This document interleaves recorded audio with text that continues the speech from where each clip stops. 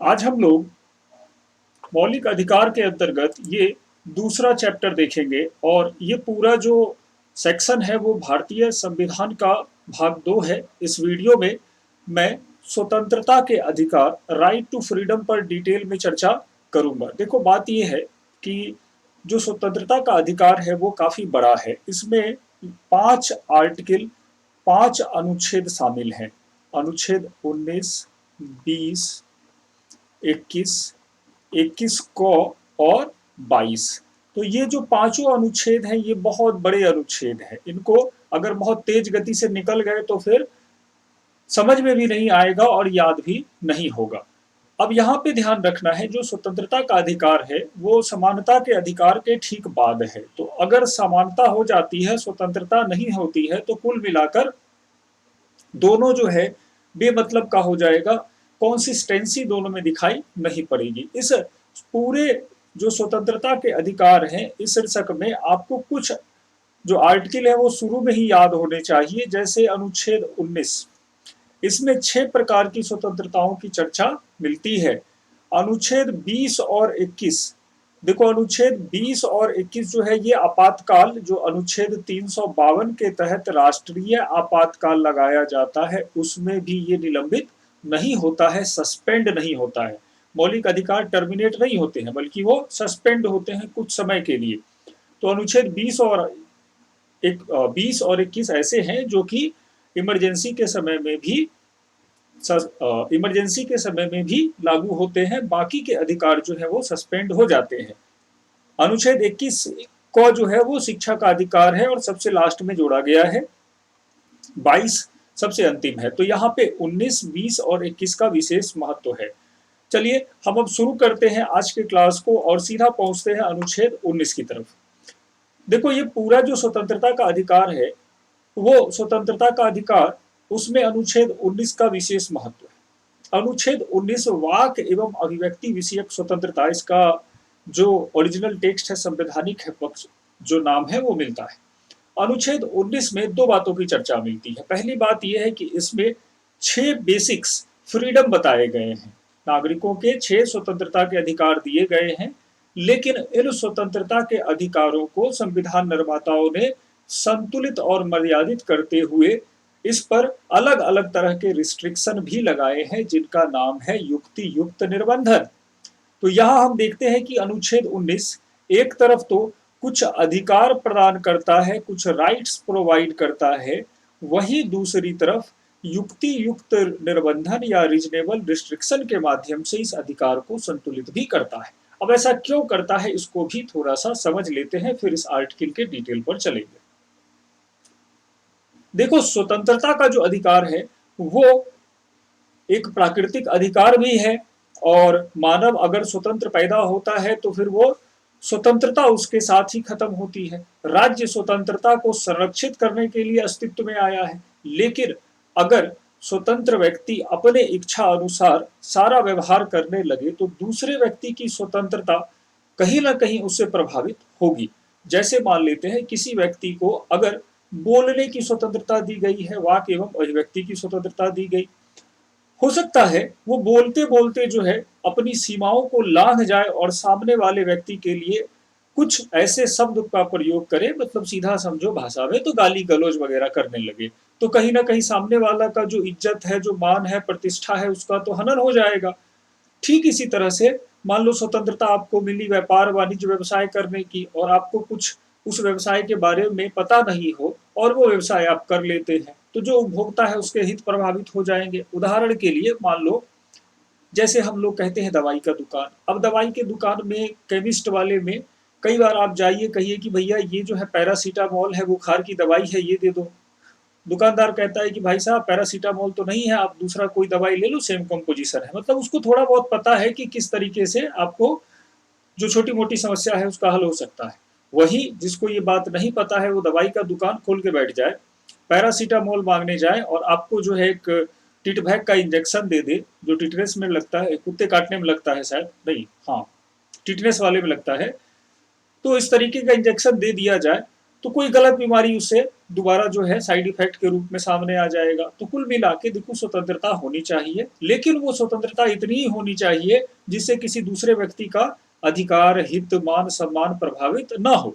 जैसे देखो एक एग्जाम्पल यहाँ पे बना हुआ है कि लोगों को स्वतंत्रता मिल गई कि भाई आप ऐतिहासिक इमारतों का भ्रमण करिए, जाइए, घूमिए, देखिए उन चीजों को। लोगों ने देखा और देखो जो स्वतंत्रता मिली उसका किस तरीके से दुरुपयोग करना शुरू कर दिया। ये दिल्ली का लोधी गार्डन है, उस पर ये इस तरह से लोग जो है कलाकारी करते हैं।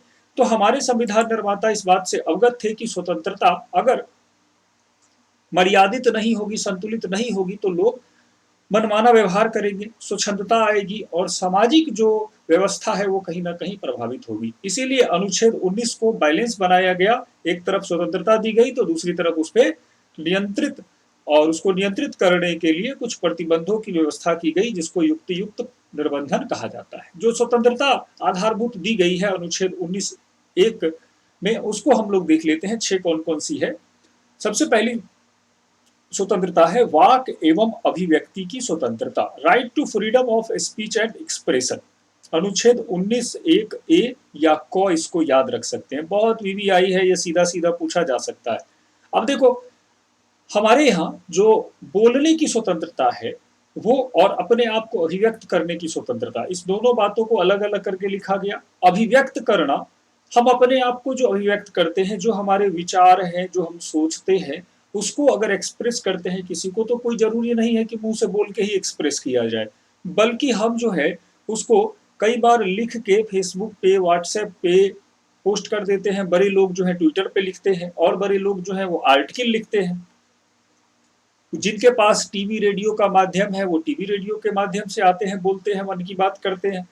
तो आप अपने आप को अभिव्यक्त कर रहे हैं। हमारे यहाँ बोलने और अभिव्यक्ति दोनों को अलग अलग रखा गया, और साथ में कहा गया कि अभिव्यक्ति के जितने भी माध्यम होंगे इसमें शामिल हो जाएंगे। तो देखो लोकतंत्र जो होता है, जिसको हम लोग डेमोक्रेसी कहते हैं, वास्तव में डेमोक्रेसी इसी जनता की अभिव्यक्ति का दूसरा नाम है। जनता को जब तक अपने आप को, अपने विचारों को अभिव्यक्त करने का पूरा अवसर नहीं मिलेगा, वो शासन व्यवस्था लोकतांत्रिक नहीं हो सकती है। तो लोकतंत्र का आधार स्तंभ अगर कहा जाता है तो कहा जाता है ये अभिव्यक्ति की स्वतंत्रता, फ्रीडम ऑफ एक्सप्रेशन। हमारे यहाँ जो अभिव्यक्ति का माध्यम रहा वो पुराने समय से ही बहुत तरह का रहा है। महात्मा गांधी ने यंग इंडिया लिखा, महात्मा गांधी ने ही बहुत सारी किताब लिखी, जवाहरलाल नेहरू ने लिखा, तिलक ने लिखा, एनी बेसेंट ने लिखा, सब लोग लगभग जो था पत्रकारिता से जुड़े रहे, अलग अलग पुस्तकों को लिखा, तो ये एक तरह से एक्सप्रेस करते रहे। ठीक है, अगला है शांतिपूर्ण और बिना हथियार के सम्मेलन करने का अधिकार, right to assemble peaceably and without arms. मतलब शांतिपूर्ण तरीके से, जैसे अन्ना हजारे हैं, अन्ना हजारे अगर शांतिपूर्ण तरीके से कहीं बैठकर लोकायुक्त और लोकपाल जैसी संस्थाओं के लिए केंद्र या राज्य सरकार से मांग कर रहे हैं, तो ये मांग उनकी जो है संवैधानिक दृष्टि से सही होगी। राज्य को अधिकार नहीं होगा कि उनको उठा के भगा दिया जाए, अगर वो परमिशन ले करके वहां पे धरने पे बैठे हुए हैं। तब यहाँ पे बात उठती है परमिशन लेना की। देखो आप सम्मेलन करिए, कहीं पे बैठक करिए, धरना कर दीजिए, लेकिन इससे दूसरे का जनजीवन प्रभावित नहीं होना चाहिए। इसी का एक केस अभी आया है, शाहीन बाग केस। देखो शाहीन बाग केस और अन्ना हजारे केस में अंतर क्या था कि शाहीन बाग का जो केस था, इसमें अपनी मर्जी से सब लोग शाहीन बाग में बैठ गए, और इससे क्या हुआ कि दिल्ली आने वाला जो ये रास्ता था वो पूरा रास्ता कहीं ना कहीं बंद हो गया, पूरा चौक ही यहाँ पे उन्होंने ब्लॉक कर दिया। तो सुप्रीम कोर्ट ने कहा कि देखो शांतिपूर्ण धरना प्रदर्शन करने का अधिकार तो है, लेकिन ये मनमाने तरीके से कहीं बैठने का अधिकार नहीं है, बल्कि उसके लिए प्रशासन जगह देगा, आप उस जगह पर जाके बैठिए। तो अन्ना हजारे वाला केस थोड़ा सा अलग इस मामले में हो जाता है। संघ या सहकारी समिति बनाने का अधिकार, मतलब अगर 4-5 लोग चाहें और किसी आर्थिक उपक्रम के लिए, मतलब कोई काम धंधा करना हो, उसके लिए सहकारी समिति बना सकते हैं। बाधा रहित संचरण, मतलब move freely through out the country, कहीं भी भारत में आ जा सकते हैं, कोई रोक टोक नहीं है। हाँ, कुछ ऐसे क्षेत्र हैं जो जनजातीय दृष्टि से महत्वपूर्ण है, वहां पे केंद्र और राज्य सरकारों को अधिकार है कि कुछ प्रतिबंध, जैसे इनर लाइन परमिट वगैरह नागालैंड में चलता है, वैसी व्यवस्थाएं कर सकते हैं। कहीं भी निवास करने की स्वतंत्रता, right to reside and settle in any part of the territory of India. इसका मतलब ये हुआ कि अगर आपके पास पैसा है, आपको अगर रहने का मन है, दोनों चीजें हैं, तो आप जो है भारत के किसी भी राज्य में किसी भी क्षेत्र में जाकर जमीन खरीदिए, घर बनाइए और रहिए। भारत सरकार इसकी पूरी अनुमति देता है, ये आपका अधिकार है अनुच्छेद 19 के तहत। अब इसमें ध्यान ये रखना है कि इसमें भी स्थानीय निवासियों के हितों को देखते हुए या फिर अनुसूचित जाति जनजाति के कल्याण को देखते हुए कुछ क्षेत्रों को राज्य प्रतिबंधित कर सकता है। जैसे बहुत सारे लोग यहाँ पे झारखंड के होंगे जो देख रहे होंगे वीडियो, तो झारखंड में बहुत जगह पर जमीन आप नहीं खरीद सकते हैं क्योंकि वहां पे छोटा नागपुर टेनेंसी एक्ट लागू होता है और जनजातियों का जमीन केवल जनजाति ही खरीद सकता है। इसी तरह से व्यापार का अधिकार दिया गया कि भाई आपको अपने जीवन यापन के लिए जो भी आर्थिक गतिविधि करनी है, व्यापार करिए, बिजनेस करिए, उसके लिए राज्य स्वतंत्रता देता है। लेकिन हाँ, स्वतंत्रता देता है, साथ में राज्य कहता है कि अगर कहीं किसी व्यापार को करने के लिए किसी स्पेशल क्वालिफिकेशन की जरूरत है, जैसे मान लो कि वही डॉक्टर वाला कहें कि अगर आपको डॉक्टर बनना है तो उसके लिए आपको मेडिकल का डिग्री चाहिए, आपको इंजीनियर बनना है तो इंजीनियरिंग की डिग्री लेनी होगी, अगर आपको सीए बनना है तो ऐसा नहीं कि मैथ का सवाल आता है तो आप सीए बन जाएंगे, बल्कि सीए का एग्जाम क्वालिफाई करके आइए, डिग्री लीजिए, फिर आप उस व्यवसाय को अपनाइए, सरकार उसके लिए मना नहीं करेगी। तो ये 6 तरह के जो अधिकार हैं वो अधिकार हमारे अनुच्छेद 19 में दिए गए हैं। इसमें से जो अनुच्छेद 19 एक क है, ये पहला वाला, ये सबसे महत्वपूर्ण है। अब देखो इसके बारे में ध्यान ये रखना है हम लोगों को कि जो वाक्य वो व्यक्ति की स्वतंत्रता है ये केवल इतने तक सीमित नहीं है। सुप्रीम कोर्ट ने समय समय पर इसका विस्तार किया है और प्रश्न पूछा भी जाता है कि जैसे प्रेस की स्वतंत्रता किस अनुच्छेद के अंतर्गत आती है, सूचना का अधिकार किसके अंतर्गत है। तो ये सारी चीजें जो है आपके प्रश्न बनते रहे हैं। ये 2-3 जो सिलेक्टेड यहाँ पर हैं, इन्हीं से आमतौर पे क्वेश्चन बनता है। जैसे अनुच्छेद 19 एक क जो है उसी के अंतर्गत आपको सबसे पहला जो है प्रेस की स्वतंत्रता दिखाई पड़ती है। प्रेस की स्वतंत्रता इसलिए इसमें रखी गई कि वास्तव में प्रेस क्या है, अभिव्यक्ति का माध्यम है।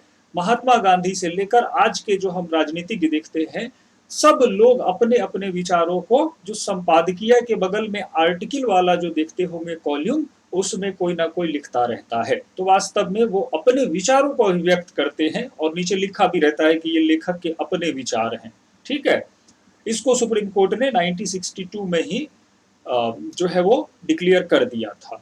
सूचना का अधिकार जो था, राइट टू इंफॉर्मेशन एक्ट, इसको 1982 में एसपी गुप्ता केस था, उसमें स्वीकृति मिली, मान्यता मिली कि ये अनुच्छेद 19 एक का विस्तार है। लेकिन सूचना के अधिकार के संदर्भ में सबसे जो ठोस कार्रवाई होती है वो हुई 12 अक्टूबर 2005 को, जब भारत में राष्ट्रपति द्वारा RTI, right to information act को पास कर दिया गया और उसके बाद जो था ये एक अधिनियम के रूप में लागू हो जाता है। ध्यान ये रखना है सूचना के अधिकार अधिनियम में कि सूचना के अधिकार अधिनियम की जो लड़ाई शुरू हुई थी वो शुरू हुई थी राजस्थान के अजमेर जिले के व्यावर तहसील, अजमेर जिला राजस्थान। यहीं पे अजमेर जिला राजस्थान, यहीं पे एक ऑर्गेनाइजेशन था जिसका नाम था MKSS, मजदूर किसान शक्ति संगठन, और इसकी प्रमुख हुआ करती हैं अरुणा राय। अरुणा राय के नेतृत्व में MKSS ने व्यावर जिले में सूचना मांगने के लिए एक आंदोलन चलाया और यही आंदोलन बाद में केंद्र सरकार तक पहुंचता है और सरकार इस पर ध्यान देते हुए जो था सूचना का अधिकार अधिनियम 2005 लेकर आती है। तो ध्यान रखिएगा, ये क्वेश्चन भी पूछा गया है कि MKSS का नाम किसे जुड़ा हुआ है, सूचना के अधिकार की जो कहानी है वो कहाँ शुरू होती है, सब। इसी तरह से 19(1) में राष्ट्रध्वज फहराने का अधिकार भी है। पहले राष्ट्रध्वज जो है अपने घर के ऊपर फहराने का अधिकार नहीं था, लेकिन इस संदर्भ में जब एक सांसद नवीन जिंदल थे, उन्होंने केस किया और कहा कि भाई देखो, राष्ट्रध्वज तो हम लोगों का है, भारतीय लोगों का है, हम ही लोग नहीं फहराएंगे तो कौन फहराएगा, पाकिस्तानी। तो सुप्रीम कोर्ट ने इसको माना और कहा कि राष्ट्रध्वज हर एक व्यक्ति अपने घर में फहरा सकता है, लेकिन जो फहराए उसमें थोड़ा सा उसके जो मार्गदर्शक सिद्धांत है उसको ध्यान रखना पड़ेगा कि राष्ट्रध्वज उल्टा ना लगाएं, शाम के बाद ना फहराएं या अनादर ना हो उसका, नहीं तो फिर राष्ट्रध्वज वाला केस लग जाएगा नेशनल ऑनर एक्ट के तहत। इसी तरह से मौन रहने का अधिकार भी इसी में शामिल है। अभिव्यक्त करने का एक माध्यम यह भी होता है कि आप मौन रहकर भी किसी चीज को सहमति देते हैं। जैसे मान लो कि आप देखते होंगे कि कोई टीचर उचर जा रहे हो या बड़े लोग जा रहे हो तो लोग झुक के ऐसे गर्दन झुका लेते हैं, तो इसका मतलब उन्होंने मौन रूप से सांकेतिक रूप से जो है कह दिया कि हम आपको प्रणाम कर रहे हैं। तो ये बात भी था इस केस को, अभी हाल ही में 1986 में ये केस आया था, तो उसमें मौन रहने का अधिकार भी वाक एवं अभिव्यक्ति का एक अंतरतम पार्ट माना गया। मनमोहन सिंह हमारे प्रधानमंत्री मौन ही रहा करते थे। इंटरनेट तक पहुंच का अधिकार ये भी जो है वाक एवं अभिव्यक्ति के अधिकार का एक भाग है। एक ध्यान रखिएगा, इंटरनेट का जो अधिकार है ये 19 और 21 दोनों का भाग है, दोनों में सुप्रीम कोर्ट ने ही कहा है, तो इसको हम लोगों को ध्यान रखना है। आते हैं अनुच्छेद 19(1) पर जो निर्बंधन लगाए गए हैं उसको ध्यान रखिए। देखो निर्बंधन क्या है कि इसमें हर एक आर्टिकल पर अपने अपने तरीके से लगाए गए हैं। मोटा मोटी जो 5-7 निर्बंधन है उनको ध्यान रख लीजिएगा। उसमें सीधा सीधा ध्यान रखना यह है कि पूछा जाएगा कि निम्नलिखित में से कौन सा ऐसा तत्व है जिसके आधार पर वाक एवं अभिव्यक्ति की स्वतंत्रता पर प्रतिबंध लगाया जा सकता है। तो ये जो 7-8 तत्व हैं, जैसे राष्ट्र की एकता और अखंडता, unity and integrity of India, राष्ट्र की सुरक्षा, सिक्योरिटी ऑफ स्टेट, विदेशी राज्य के साथ मैत्रीपूर्ण संबंध, friendly relation with foreign state, लोक व्यवस्था, पब्लिक ऑर्डर, शिष्टाचार, कर्टसी या मोरालिटी भी इसको कह सकते हैं। ठीक है, न्यायालय की अवमानना, कंटेम्प्ट ऑफ कोर्ट, मानहानि, डिफेमेशन और क्राइम स्टिमुलेशन। क्राइम सिम्युलेशन या अपराध उद्दीपन वो होता है जैसे 4 लोग बैठे हुए हैं, उसमें एक 5वां आदमी पहुंच जाए और उन लोगों को कहने लगे कि भैया ऐसा करो कि कल जो है हम लोग प्लान बनाते हैं कि फलाना बैंक है, उस बैंक को लूट लेते हैं, सुने हैं उसमें बहुत पैसा आ गया है और कोरोना के समय में तो काम मिल नहीं रहा है। तो ये जो विचार प्लान कर रहे हैं कहीं ना कहीं किसी क्राइम को कमिट करने के लिए लोगों को जो है वो प्रमोट कर रहे हैं, उनको इंडोर्स कर रहे हैं। तो यही जो इंसाइटमेंट है अपराध करने के लिए, जो प्रेरणा देना है, इसी को अपराध उद्दीपन कहते हैं। इन सारे आधारों पर जो है वाक एवं व्यक्ति की स्वतंत्रता पर प्रतिबंध लगाया जा सकता है। जैसे कुछ लोग जो है जब डोनाल्ड ट्रंप आए तो उनके लिए यूएस प्रेसिडेंट गो बैक के नारे लगे, सरकार चाहती तो इनको बैन कर सकती थी लेकिन नहीं किया। प्रशांत भूषण पर इसी तरह से सुप्रीम कोर्ट ने कंटेम्प्ट ऑफ कोर्ट के आधार पर जुर्माना लगाया। देखो ये शर्जिल इमाम एक जो था वो ज्यादा क्रांतिकारी आदमी था, ये कह रहा था कि भाई असम जो भारत से जुड़ा हुआ है चिकन नेक के थ्रू, यहाँ कुछ ऐसे जब भारत का नक्शा देखते हैं तो यहाँ पे भारत उत्तर पूर्वी राज्यों के साथ एक छोटे गलियारे के साथ जुड़ा हुआ है जिसको चिकन नेक कहते हैं। ये एक जगह भाषण दे रहा था कि हम इस गलियारे को ही ब्लॉक कर देते हैं और उत्तर पूर्व को अलग कर देते हैं भारत से। तो ये जो बात थी वो कहीं ना कहीं भारत की सुरक्षा पर खतरा था, भारत की इंटीग्रिटी पर खतरा था। कुल मिला के इसको पकड़ा गया और इसको जो है सेडिशन का चार्ज लगा, मतलब राष्ट्रद्रोह का कानून लग गया। इसी तरह से कुछ लोग जो थे वो शांतिपूर्ण प्रदर्शन के नाम पर लाठी डंडा लेके प्रदर्शन कर रहे हैं, तो कुल मिला के उनके साथ पुलिस जो है थोड़ा सा कठोरता के साथ पेश आ रही है। अब आते हैं अगला अनुच्छेद 20। देखो अनुच्छेद 20 जो है ये आपातकाल में भी निलंबित नहीं होता है। अब कौन सा आपातकाल, यहाँ पे प्रश्न याद रखना है कि आपातकाल हमारे संविधान में 3 है। अनुच्छेद 352 के तहत जो है वो राष्ट्रीय आपातकाल, नेशनल इमरजेंसी, अनुच्छेद 356 के द्वारा जो है राष्ट्रपति शासन, प्रेसिडेंट रूल, और अनुच्छेद 360 के साथ जो है वो दिखाई पड़ता है हमको फिनेंशियल इमरजेंसी या वित्तीय आपातकाल। तो ये जो अनुच्छेद 20 या कोई भी मौलिक अधिकार है वो निलंबित या सस्पेंड होता है तो वो अनुच्छेद 352 के आधार पर जब आपातकाल लगाया जाता है तभी जो है कोई फंडामेंटल राइट सस्पेंड होता है। लेकिन यहाँ पे क्या है कि सुप्रीम कोर्ट ने कहा कि देखो सस्पेंड कर दो वो तो ठीक है, लेकिन दो आप जो है वो अधिकार आपातकाल में भी सस्पेंड नहीं करोगे, और ये दोनों अधिकार हैं अनुच्छेद 20 और अनुच्छेद 21। ठीक है, अनुच्छेद 20 और 21 ध्यान रखना है। अनुच्छेद 20 बड़ा ही क्रांतिकारी अनुच्छेद दिखाई पड़ता है। इसमें आपको 3 अलग अलग डायमेंशन दिखाई पड़ेगी जहां पे ये संविधान हमको प्रोटेक्शन देता है। कौन कौन सा वो देखो, सबसे पहला घटना के बाद विधि से संरक्षण। घटना के बाद विधि क्या हुई, तो घटना के बाद विधि, मान लो रमेश बाबू, ठीक है, रमेश बाबू एक आदमी है। रमेश बाबू ने क्या किया, कोरोना के इस संकट में उनका काम छूट गया, तो पड़ोस का एक किराने का दुकान था, वहां पे जाके वो चोरी कर लेते हैं। ठीक है, एक क्राइम वो कमिट कर देते हैं। चोरी किए तो वो बाद में पकड़ा गए, और पकड़ा गए तो उनको डिस्ट्रिक्ट कोर्ट जो था, सदर न्यायालय, वहां पे ले जाया गया, और सदर न्यायालय ने कहा कि आपको 6 माह की सजा होगी, सश्रम कारावास। ठीक है, अब यहां पे देखो कि चोरी किया, सश्रम कारावास हो गया। लेकिन यहां पे अब अगर दूसरा पार्टी या राज्य चाहे कि रमेश बाबू को इस अपराध के लिए हम फांसी की सजा पे चढ़ा दें, तो ऐसा नहीं हो सकता है बाद में कानून बनाकर। पहले ऐसा होता था, पहले ऐसा क्या होता था कि देखो, राजा के पास ही सारी शक्तियां होती थी।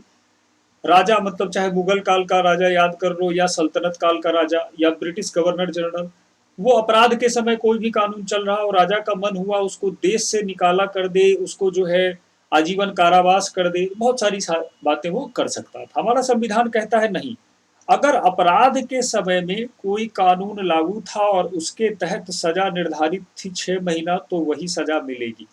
आप उसको बाद में बदल कर उस सजा को फांसी में नहीं कन्वर्ट कर सकते हैं।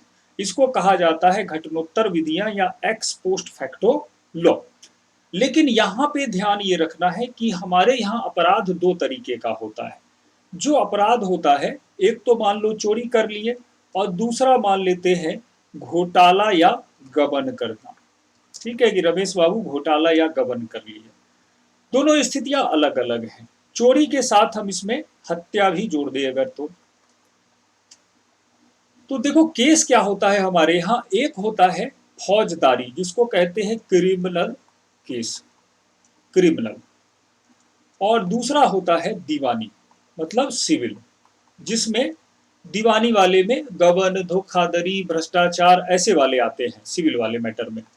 तो जो हमारे यहाँ ये घटनोत्तर विधियों से संरक्षण मिलता है, वो मिलता है फौजदारी वाले में। बाद में फांसी पे नहीं चढ़ा सकते हैं, हाँ, लेकिन घोटाला वगैरह किए हैं तो बाद में कानून अगले डेट से कानून बनाकर ये दीवानी वाले केस में सजा हो सकती है। जैसे उदाहरण के लिए अभी आपने नाम सुना होगा मेहुल चौकसी।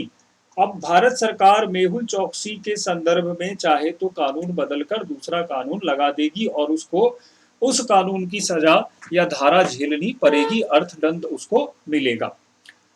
मतलब दीवानी वाले में अगर कोई कहे कि बैंकों में घोटाला के संदर्भ में जो है ये सजा मिलेगी, कुर्की जब्ती वगैरह होगा, तो ऐसे काम हो सकते हैं। लेकिन फौजदारी में ऐसा काम नहीं हो सकता है। ठीक है, अब आओ समझो दूसरा, दोहरा दंड से संरक्षण।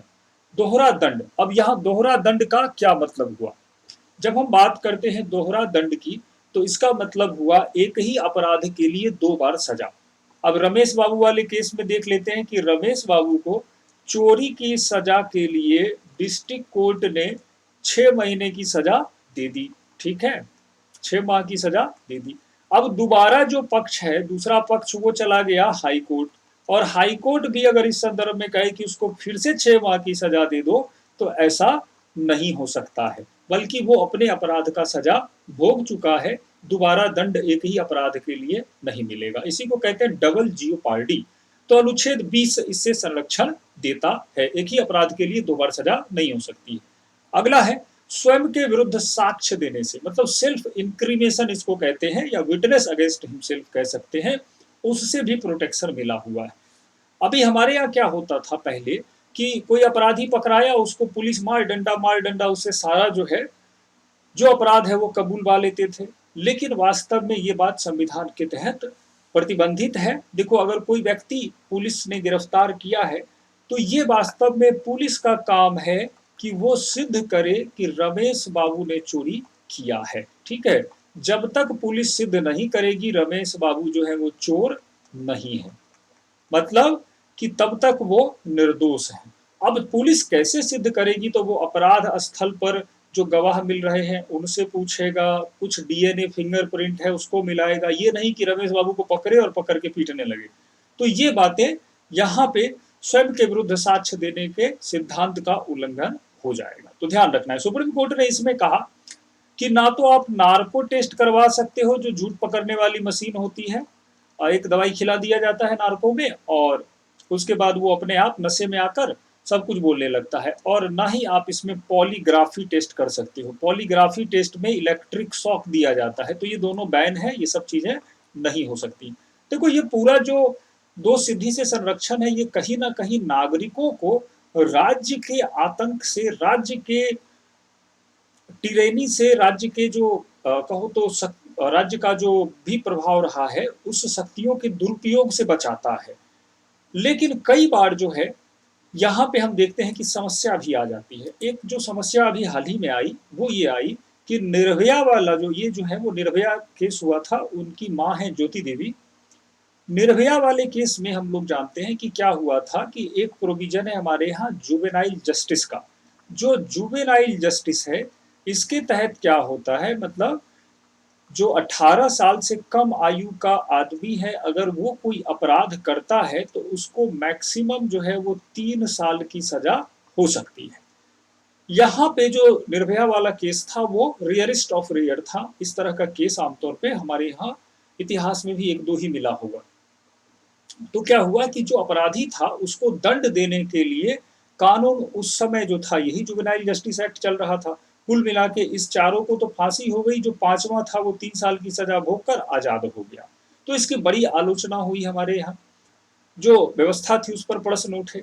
लेकिन उसका उत्तर अनुच्छेद 20 ही था कि भाई आपराधिक मामलों में, जो हम अभी पढ़े, क्रिमिनल मैटर में हम लोग क्या कर सकते हैं कि पोस्ट फैक्टो लॉ, जो घटना के बाद जो लॉ है, वो हम लोग बना ही नहीं सकते।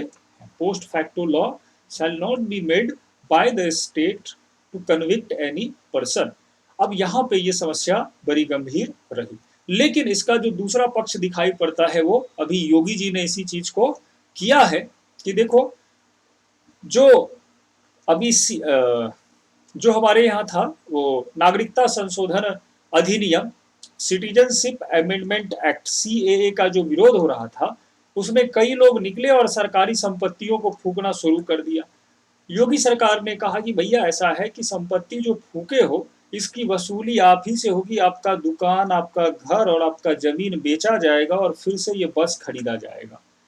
तो ये जो सरकारी संपत्तियों को नुकसान पहुंचाने वाला काम और वसूली वाला काम था, ये वास्तव में किस तरह का काम था, तो ये सिविल या दीवानी मामला हो जाता है। और यहाँ पे घटना के बाद भी एक ऑर्डिनेंस जारी करने का अधिकार सरकार को मिल जाता है। तो अनुच्छेद 20 का ये दो पक्ष दिखाई पड़ता है, इसको ध्यान में रखना है।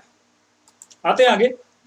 अनुच्छेद 21 सबसे वाइटल है, मोस्ट इंपोर्टेंट है पूरे संविधान का। कर कहें तो ये एक ऐसा आर्टिकल है जो कहीं ना कहीं एक भारत को जो है वो प्राकृतिक अधिकार संपन्न देश बना देता है। Natural right. अब नेचुरल राइट का कॉन्सेप्ट जॉन लॉक ने दिया था, उसमें लाइफ, लिबर्टी और प्रॉपर्टी दिया जाता है। Right to life, right to liberty और राइट टू प्रॉपर्टी, 3 चीज दिया जाता है। ये जो अनुच्छेद 21 है, इसके अंतर्गत प्राण और दैहिक स्वतंत्रता का वर्णन दिखाई पड़ता है, मतलब protection of life and personal liberty. ध्यान ये रखना है कि ये जो आर्टिकल है, इसमें सीधा सीधा कहा गया है किसी भी व्यक्ति को। तो अनुच्छेद 21 पे थोड़ा डिटेल बता रहे हैं, ध्यान रखिएगा। किसी भी व्यक्ति मतलब कि ये नागरिक, सिविलियन, जो हमारे यहाँ सिटीजन्स हैं उनको भी, और गैर नागरिक दोनों को प्राप्त है। ठीक है। दूसरा, प्राण और दैहिक स्वतंत्रता से विधि द्वारा स्थापित प्रक्रिया से वंचित किया जाएगा, अन्यथा नहीं। Any person shall be deprived of his life and personal liberty as per the procedure established by law, otherwise not. तो ये जो सेगमेंट है, इसमें विधि द्वारा स्थापित प्रक्रिया का विशेष महत्व है। ये विधि द्वारा स्थापित प्रक्रिया, जो शब्द लिया गया है, वो लिया गया है जापान के संविधान से। ठीक है। और जब इस विधि द्वारा स्थापित प्रक्रिया का 1950 में एक केस आया था, AK गोपालन वर्सेस स्टेट ऑफ मद्रास, वहां पे सर्वोच्च न्यायालय ने जब इसका इंटरप्रिटेशन किया, तो कहा कि देखो, ये जो पूरा क्लॉज है वो वास्तव में अगेंस्ट द एग्जीक्यूटिव है ओनली।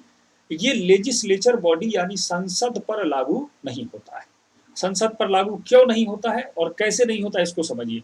मान लीजिए ट्रैफिक पुलिस खड़ा हो, सड़क के बगल में। अब ट्रैफिक पुलिस जो है किसी आदमी को बिना हेलमेट के अपने बाइक पर कुछ इस तरह से जाता हुआ देखता है।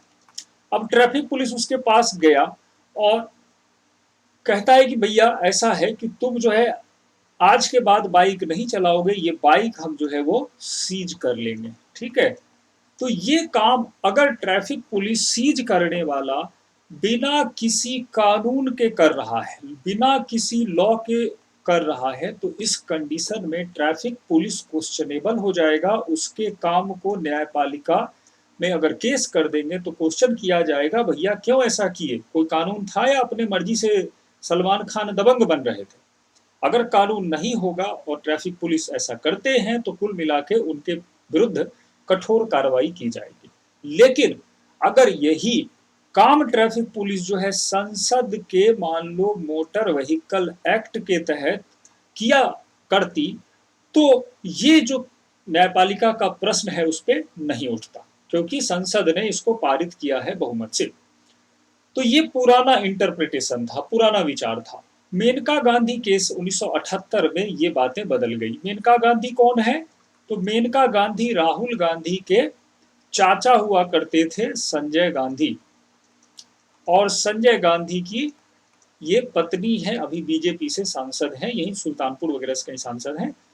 तो मेनका गांधी का जो केस आया, उस केस में न्यायपालिका ने कहा कि नहीं, देखो बात ये नहीं है कि ये विधि द्वारा स्थापित प्रक्रिया केवल कार्यपालिका के विरुद्ध है, बल्कि ये जो है वो विधि की सम्यक प्रक्रिया है। मतलब कि अगर विधायिका राजनीतिक लाभ के लिए कोई ऐसा कानून बना दे, मान लो आज संसद में बीजेपी का बहुमत है और ये कानून बना दे कि जितने कांग्रेसी हैं अगर वो बीजेपी का कहीं विरोध करते हैं तो उनको 3 महीने की सजा होगी, ठीक है, ऐसा कुछ कानून बना दे। ऐसे कंडीशन में ये जो पूरा कानून होगा वो कहीं ना कहीं राजनीतिक रूप से प्रेरित होगा और वो उचित प्रक्रिया का पालन नहीं माना जाएगा, उसमें विद्वेष माना जाएगा। तो सुप्रीम कोर्ट ने कहा कि नहीं, ये जो प्रक्रिया है उसमें हम लोग कार्यपालिका और विधायिका दोनों को देखते हैं, और चाहे वो कार्यपालिका हो या विधायिका हो, प्राण और दैहिक स्वतंत्रता दोनों को वो नहीं छीन सकता है जब तक कि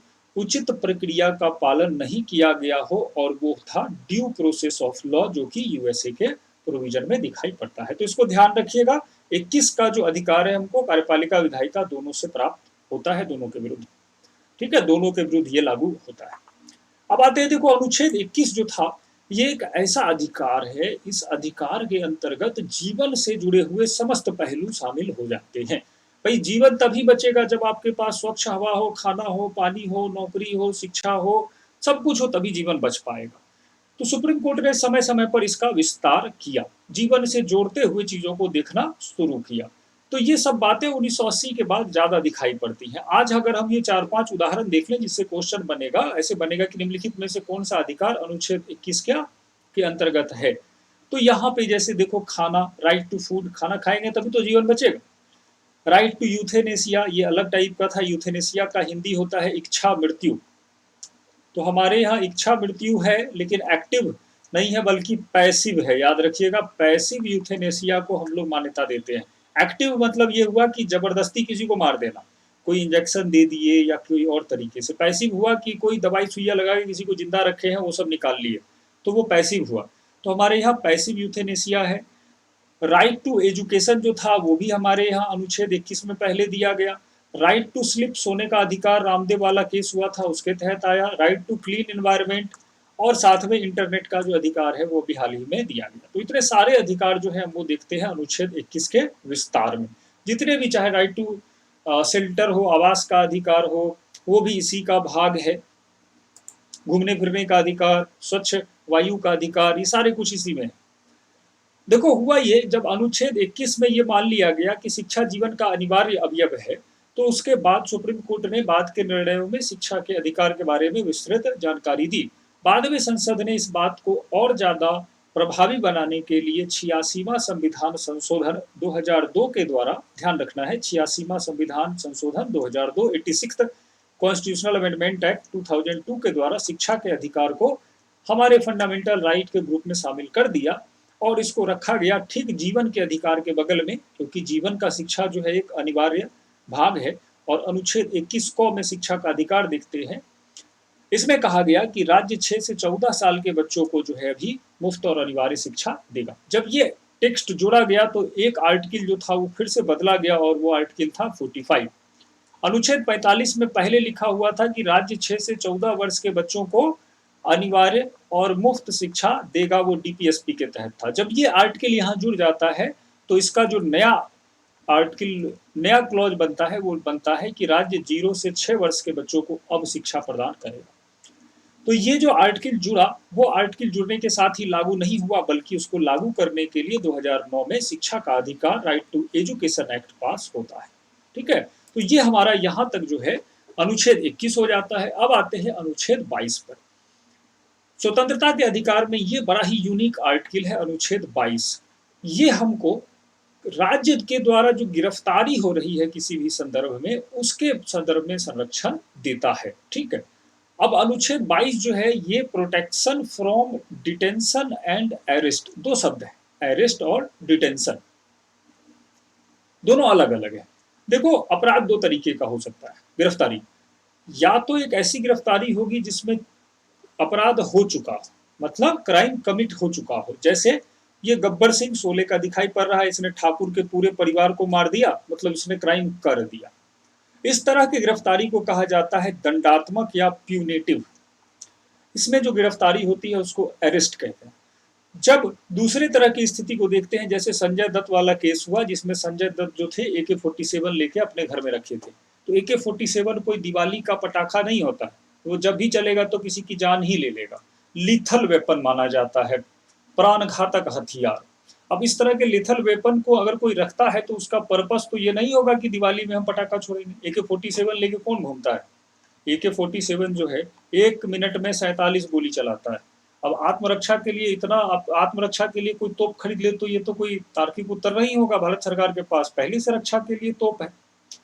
तो यही बात थी। संजय दत्त की जो गिरफ्तारी हुई AK-47 रखने के लिए, वो वास्तव में इस आधार पर हुई कि उससे, उस लिथल वेपन से वो कोई ना कोई क्राइम कमिट कर सकता था। तो ये जो हुआ वो उसकी मंशा के आधार पर हुआ, और ये था बिफोर द क्राइम। जब किसी घटना के घटित होने को रोकने के लिए गिरफ्तार किया जाता है तो इसको कहते हैं प्रिवेंटिव डिटेंशन, निवारक निरोध। और यहाँ पे जो वर्ड सुटेबल है वो है डिटेंशन। तो दो तरह की गिरफ्तारी, एक अपराध के पहले, एक अपराध के बाद, ध्यान रखना है। अब आते हैं आगे। हमारे संविधान ने दोनों तरह के अपराधों के संदर्भ में गिरफ्तार व्यक्ति के कुछ अधिकार दिए हैं। और ये अधिकार क्या दिए कि जब प्यूनेटिव मतलब अपराध के बाद गब्बर सिंह को गिरफ्तार किया गया तो वहां 3 बातें कही गई। पहला कि उसको जो है गिरफ्तारी के कारणों से बताया जाएगा, right to know the reason या कॉजेज ऑफ अरेस्ट। दूसरा, कंसल्ट टू अ लॉयर या लीगल प्रैक्टिशनर, मतलब कि वो किसी वकील से मिल सकता है। और तीसरी बात ये रही, 24 घंटे के अंदर उसे किसी जज के सामने, मजिस्ट्रेट के सामने पेश किया जाएगा। फाइनली जज साहब जो होते हैं सुंदरलाल त्रिपाठी टाइप, वही निर्णय लेंगे कि उसकी गिरफ्तारी को और आगे एक्सटेंड किया जाए या वहीं पे रोक दिया जाए। तो ये सारी चीजें ध्यान रखनी है। 3 अधिकार होते हैं, लेकिन यहाँ पे 2 अपवाद दिए गए। शत्रु देश का नागरिक, जैसे मान लो पाकिस्तान है, पाकिस्तान का कोई अगर यहाँ पे आदमी गिरफ्तार हुआ है कसाब टाइप का, तो सरकार चाहे तो उसको मना भी कर सकती है। या फिर निवारक निरोध प्रिवेंटिव डिटेंशन के तहत गिरफ्तार हुआ है, तब भी उसको मना किया जा सकता है। अब आते हैं प्रिवेंटिव डिटेंशन की तरफ। तो प्रिवेंटिव डिटेंशन हम संजय दत्त वाले केस में देखें कि वो AK-47 लेके घूम रहे थे। तो कुल मिला के ऐसे लोगों को अपराध करने के मंशा के आधार पर गिरफ्तार किया जाता है। और यहाँ पे 2 बातें ध्यान रखनी है। सबसे पहला, प्रिवेंटिव डिटेंशन संविधान में परिभाषित नहीं है, नॉट डिफाइंड इन कॉन्स्टिट्यूशन। और दूसरी बात, इसे आवश्यक बुराई, एसेंशियल ईवल कहा जाता है। एसेंशियल इसलिए है कि देखो, राज्य की एकता, अखंडता, सामाजिक व्यवस्था को बनाए रखने के लिए कुछ इस तरह के कानून होने जरूरी है। खासकर भारत जो कि जहाँ पे सांप्रदायिक हिंसा होता है, जहाँ पे अलगाववादी समस्या है, जहाँ पे नक्सलवादी समस्या है, जहाँ पे उग्रवादी संगठन सक्रिय है, वहाँ पे अगर कठोर कानून नहीं होंगे तो राज्य जो है इस तरह के अपराध को नियंत्रित नहीं कर पाएगा। एविल इसलिए कहा गया कि कई बार जो है इससे निर्दोष व्यक्तियों के अधिकार भी छीन लिए जाते हैं और उन्हें बिना मतलब के जेल में भेज दिया जाता है, जैसे चिदम्बरम साहब जेल में बंद दिखाई पड़ रहे हैं। तो इसको खराब माना जाता है। दुनिया के किसी संविधान में इसका उल्लेख नहीं है, लोकतांत्रिक संविधान में। तो हमारे संविधान निर्माता वास्तव में इसको रखना नहीं चाहते थे, लेकिन रखे इसलिए क्योंकि भारत की उस समय की स्थितियां भी जटिल थी। ठीक है, उस समय भी भारत में दंगा फसाद, अलगाववाद, उग्रवाद सब कुछ सक्रिय था। तो फिर भी संविधान निर्माताओं ने कहा कि भाई इसका प्रोविजन बहुत कम यूज होगा, रेयरेस्ट ऑफ रेयर होगा। साथ में उन्होंने कहा कि इसका जो प्रोटेक्शन है वो भी हम करके जाएंगे ताकि स्टेट जो है इसका मिसयूज नहीं कर पाए। तो क्या क्या किया ये ध्यान रखिए कि इसमें भी संरक्षण है कि किसी भी व्यक्ति को अगर अपराध की मंशा के आधार पर डिटेन किया जाता है, डिटेनी कहते हैं उसको, तो वो 3 महीने तक बंद किया जाएगा जेल में। 3 महीने मैक्सिमम अवधि नहीं होती है, इस अवधि को बढ़ाया जाता है। अगर बढ़ाया जाना है तो ये तय करेगा एक एडवाइजरी बोर्ड, सलाहकार बोर्ड। और इस सलाहकार बोर्ड का जो अध्यक्ष होता है वो हाई कोर्ट का या हाई कोर्ट या सुप्रीम कोर्ट का वो जज होता है। तो वो अगर उस बात से सहमत है पुलिस के तर्क से कि भाई इसके डिटेंशन को और एक्सटेंड करना है, तभी वो एक्सटेंड होगा, नहीं तो ये पुलिस के कंट्रोल में बात नहीं होती। इस बीच में जो भी डिटेनी है जिसको गिरफ्तार किया गया है, उसको ये जानने का अधिकार होगा कि आखिर उसे क्यों गिरफ्तार किया गया है। और सबसे बड़ी बात कि वो अपने रिप्रेजेंटेशन अपने पक्ष का कर सकता है, मतलब कि कोई वकील रख सकता है और वो वकील उसके पक्ष को जाकर पुलिस या व्यवस्था के सामने कहेगा। तो यहाँ पे ध्यान रखना है कि प्रिवेंटिव डिटेंशन में मैक्सिमम डिटेंशन नॉर्मल सर्कमस्टांसेज में 3 महीना 3 मंथ है। इट कैन बी एक्सटेंडेड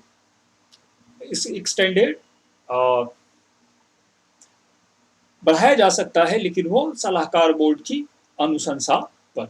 अब यहाँ पे ध्यान रखना है शब्द 3 महीना, ये जो क्वेश्चन है इसीलिए मैं इसको थोड़ा डिटेल पढ़ाया, ये बहुत वीवीआई है, ये देखना पूछा जाता है कि पूछा गया है पूरे संविधान में जो 3 माह शब्द है वो केवल 2 ही जगह दिखाई पड़ता है। एक जगह यहाँ पे दिखाई पड़ता है अनुच्छेद 22 में, और दूसरा दिखाई पड़ता है जब हम बात करते हैं राज्य विधान परिषद का, तो वहां पे दिखाई पड़ता है विधान परिषद की शक्तियों के संदर्भ में। वो विधानसभा द्वारा पारित किसी बिल को केवल 3 महीने तक रोक सकता है। तो ध्यान रखिएगा 3 महीने तक किसी व्यक्ति का प्रिवेंटिव डिटेंशन के तहत उसको जो है डिटेन किया जा सकता है।